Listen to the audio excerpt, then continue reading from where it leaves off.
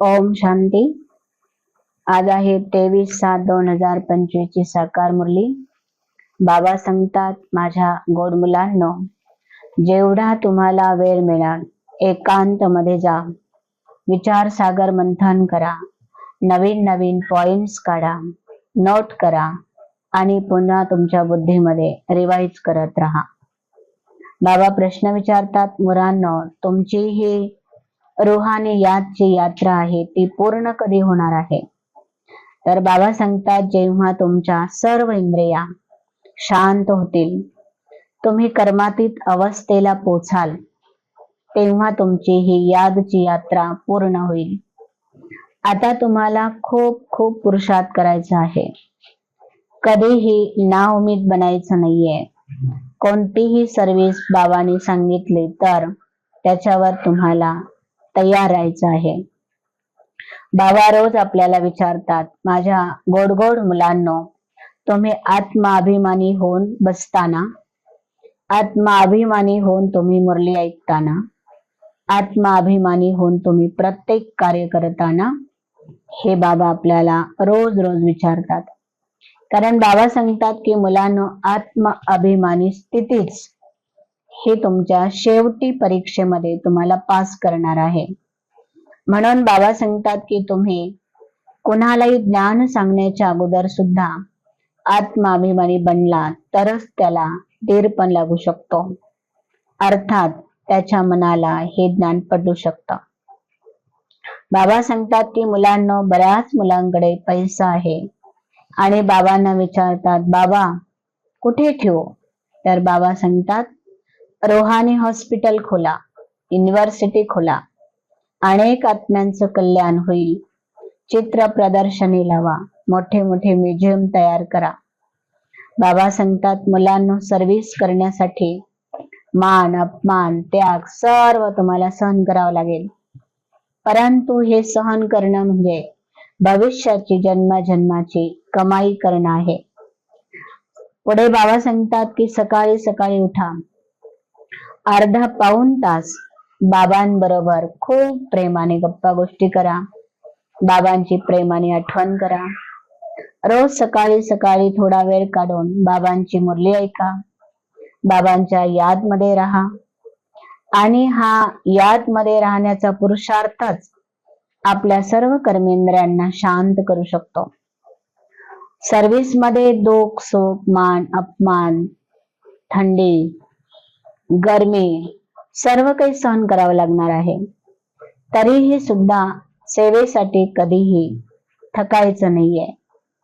आणि बाबा संगमयुगामध्ये आव्हान करतात, मुलांनो, बाबांसाठी आता 3 पैर पृथ्वी द्या, त्याच्यासाठी तुम्ही निमित्त बना। तुम्ही जसे बाबांचे बनले, कवडीपासून हिऱ्यासारखं जीवन बनवलं, तसं इतरांनाही असं जीवन बनवण्यासाठी तुम्ही निमित्त राहा। आज बाबा सांगतात की मुलांनो, खरे आशिक बनून स्नेहाच्या अनुभूती करणारे तुम्ही मास्टर स्नेहाचे सागर आहात ना।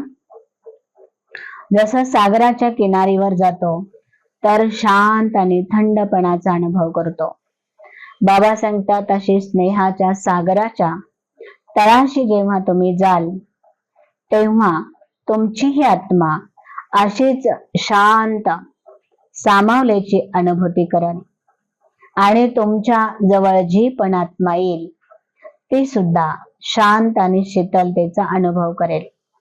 आता तुम्ही दुनियामध्ये वेगवेगळ्या आत्म्यांना वेगवेगळी तहान आणि भूक लागलेली आहे, तर ती तहान भूक तुम्ही भागवण्यासाठी तुम्ही निमित्त आहात। यासाठी बाबा सांगतात, आता तुमचा स्वार्थ सोडून द्या, निस्वार्थी बना, बाबांच्या स्नेहामध्ये प्रेमामध्ये अशी लवलीन होऊन जा।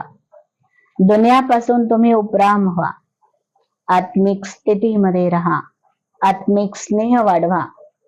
बाबा सांगतात, कोणतीही घडी कधी पण येऊ शकते, आता तुम्ही ईश्वरी शक्तीचाच सहारा घ्या।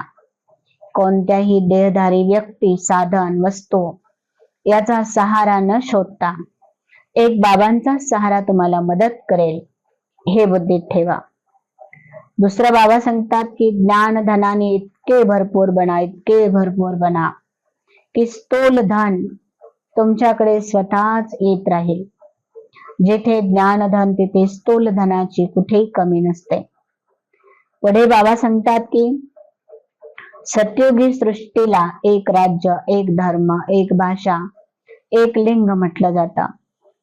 आता अशा स्वराज्य, राज्य अर्थात स्वतःच्या इशाऱ्यावर चालणारे